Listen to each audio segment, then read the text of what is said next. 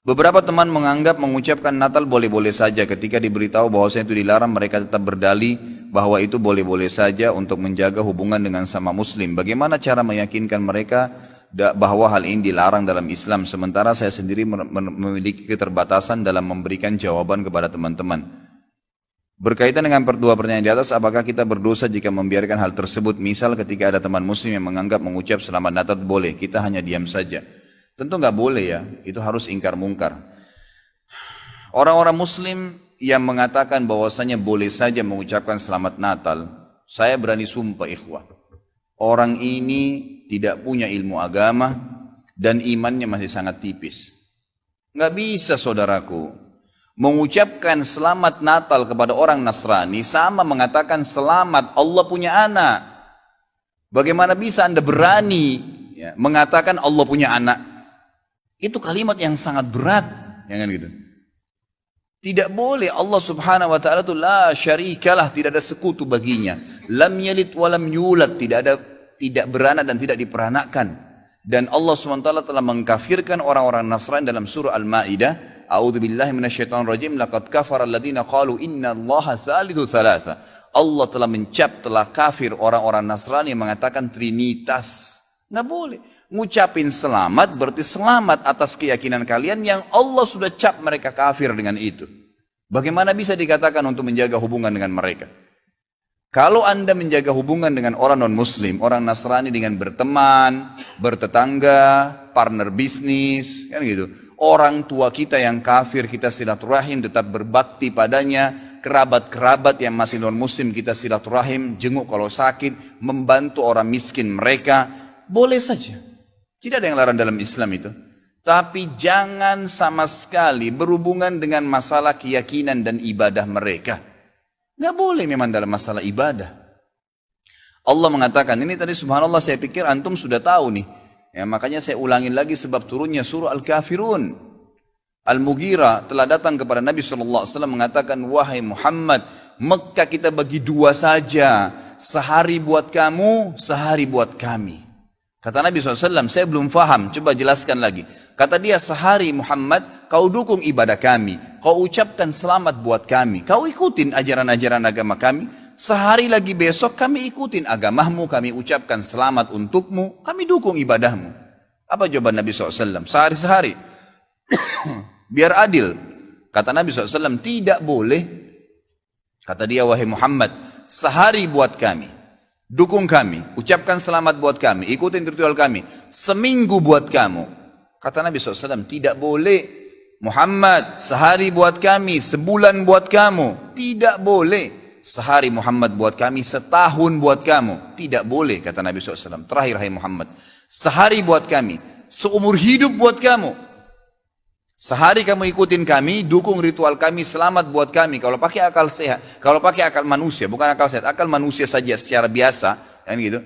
Kita pikir, oh lebih baik sehari kita ikutin orang kafir, dukung saja, ucapin selamat sama dia, selesai. Seumur hidup akan masuk Islam. Apa jawaban Nabi SAW? Tidak boleh. Ini. Lalu Jibril AS datang pada saat itu langsung membawa surah Al-Kafirun. A'udzubillahi minasyaitonirrajim. Qul ya ayyuhal kafirun. Katakan kepada orang-orang kafir. Orang kafir ini semua yang tidak syahadat. Yang tidak mengatakan asyhadu an la ilaha illallah wa anna Muhammad Rasulullah kafir.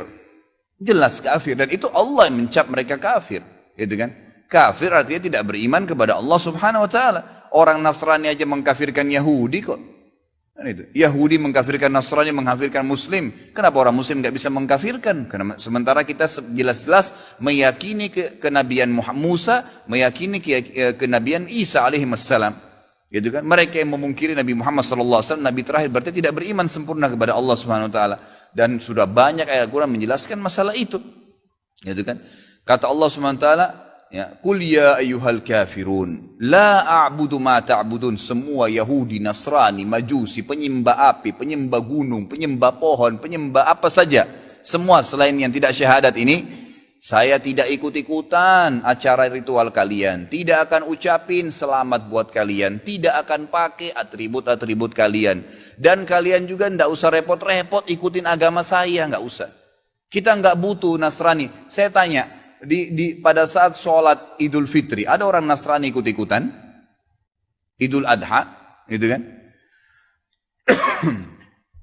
Mereka berurus dengan agamanya sendiri. Kenapa orang Muslim pusing dengan acara ritualnya orang lain? Diulangi lagi. Ya, setelah dikatakan kalian tidak usah ikut-ikutan, saya tidak usah ikut-ikutan juga, diulangi lagi. Wala antum ma'budun ma'bud, wala na'abidum ma'abadtum, wala antum ma'budun. 2 kali diulangi. Dan saya tidak akan ikut-ikutan, kalian juga tidak usah ikut-ikutan. Terus begitu. Terakhir dikatakan oleh Allah, lakum dinukum waliyadin. Kalian punya agama, saya juga punya agama. Titik, selesai. Gitu kan? Emang sudah begitu. Kalau anda bilang, oh itu cuma kata-kata, nggak masalah. Kata-kata bisa membuat anda murtad, saudaraku, bisa masuk neraka, gitu kan? Sadarkah anda dengan satu kalimat, anda kalau mengatakan satu kalimat sekarang, semenit kemudian kalau anda yakin dalam hati bisa masuk neraka kalau meninggal, kalau anda mengatakan saya murtad, memang dari hati mau keluar dari Islam, semenit kemudian dicabut ruhnya oleh malaikat maut, masuk neraka. Kalimat, kata-kata, bahaya tuh, gitu kan? Mungkin teman-teman juga sudah tahu yang dialog antara Muslim sama Nasrani di Amerika. Si Nasrani mengatakan, kenapa kau tidak ucapkan kalimat Natal, selamat Natal buat saya.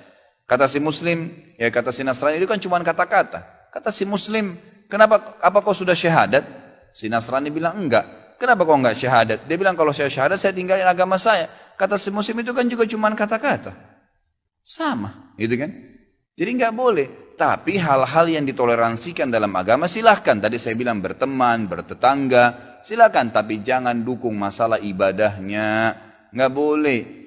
Sampai pernah ditanya kepada Syekh Bimbas, apa hukumnya orang-orang, mohon maaf ini teman-teman kita, semoga Allah berikan hidayah yang belum tahu, yang menjadi security menjaga gereja misalnya.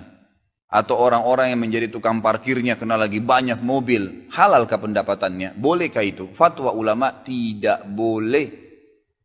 Karena ada hadis Nabi SAW yang berbunyi, kalau ahli kitab, khusus Yahudi dan Nasrani terutama, kalau mereka sedang beribadah di tempat ibadah mereka, jauhilah. Karena laknat Allah sedang turun. Hadis Nabi SAW. Kenapa nggak bisa cari rezeki di tempat lain? Subhanallah. Rezeki itu sudah dibagi oleh Allah SWT. Hati-hati saudaraku, gitu kan? Jadi orang yang mengatakan seperti ini karena tidak paham agama. Bagaimana bisa dia mengatakan Tuhan punya anak?